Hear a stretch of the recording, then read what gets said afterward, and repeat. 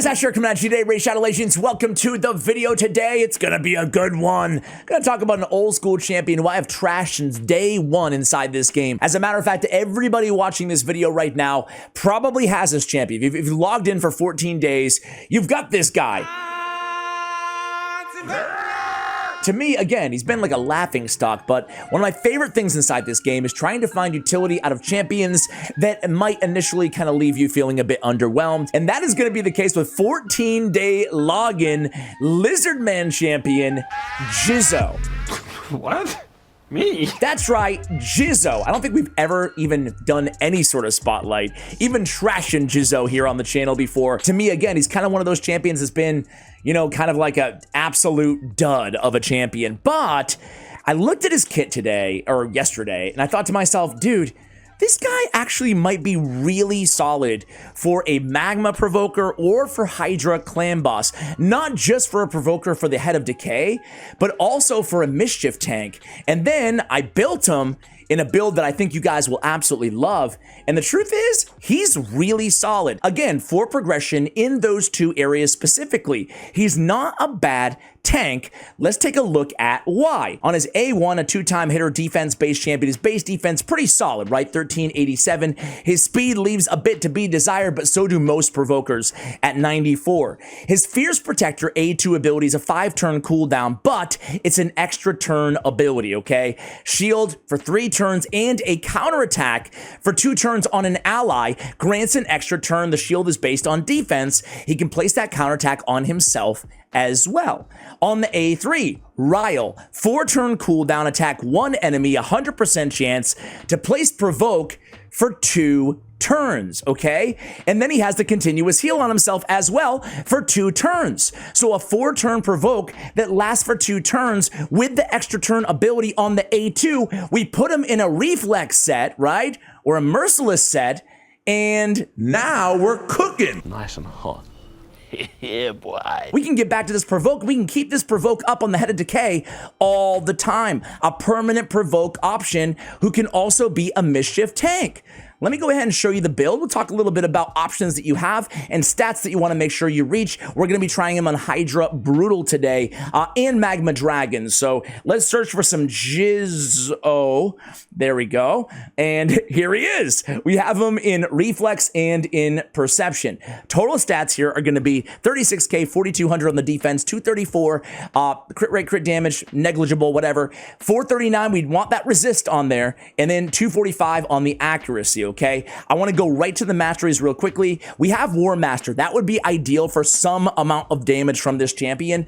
But if you have trouble getting to the resistance or the accuracy requirements for wherever you're trying to use him, go ahead with Unshakable for the resistance, or if you need the accuracy, go with Eagle Eye. Obviously, taking advantage of a good accuracy or a lead or a resistance or a lead can help you out as well. Here are the masteries that we're going to be using in today's video in the background. So guys, I would probably go Cruelty for a blessing on him. I have him 6-star Awakened, but I'm not going to go for a blessing in today's video at all, just because, I mean, this is a progression, again, provoker, right? It's not meant for end-to-end game accounts. I don't like this shit, to be quite honest. So we have Blood Shield is going to be crucial. As we talked about, having him as a mischief tank is going to be fantastic. He can place the shield on himself, the counterattack on himself. We have the continuous heal on himself on the A3, and we have Blood Shield as well. So my man's going to be a great mischief tank, as we've already mentioned a few times here. We have defense on the ring, we have defense on the resistance on the banner, and we have defense on the amulet.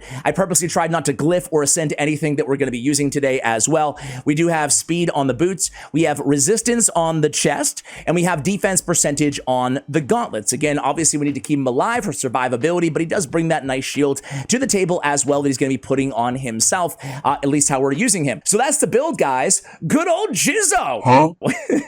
Oh man, this champion. Let's go ahead and quickly, as a quick appetizer before the main course, let's run him in Magma Dragon. The cool thing is this dude, this is Doom Tower Hard. This is stage or floor 60.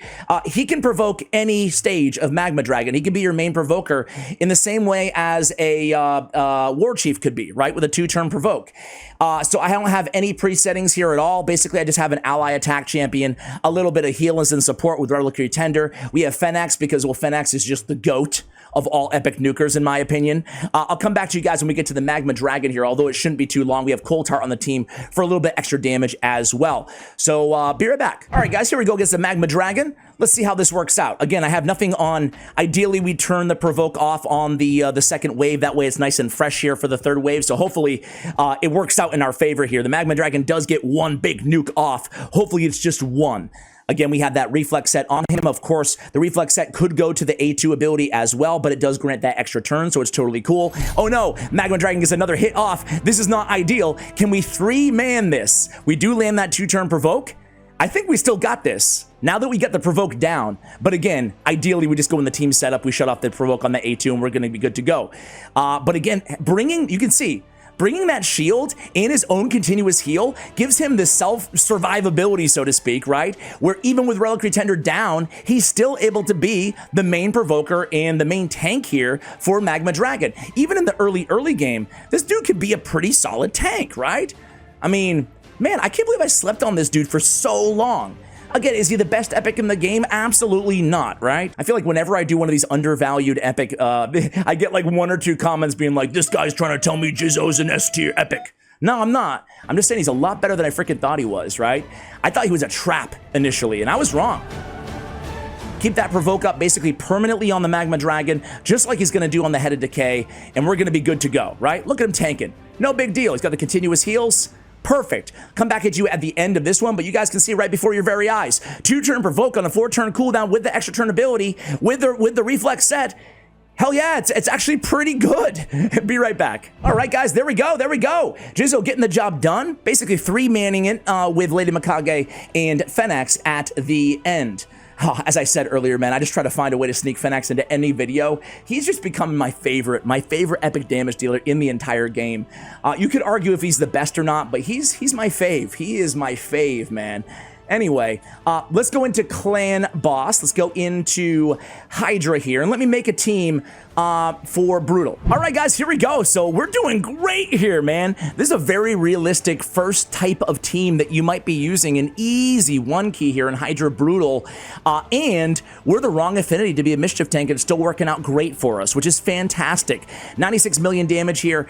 We'll go over the final stats in the team. We have Ursula as a reviver here.